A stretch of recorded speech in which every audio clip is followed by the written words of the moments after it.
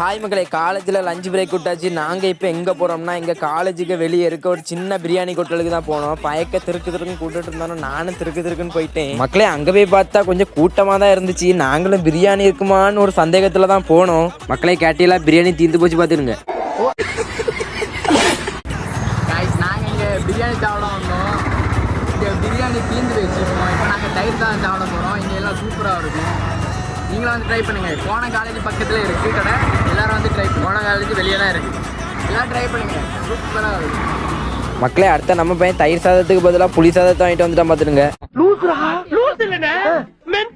மக்களே, அதுக்கப்புறம் நாங்கள் வந்து புளி சாதத்தை லாஸ்ட் ஆரம்பிச்சிட்டோம் பார்த்துருங்க.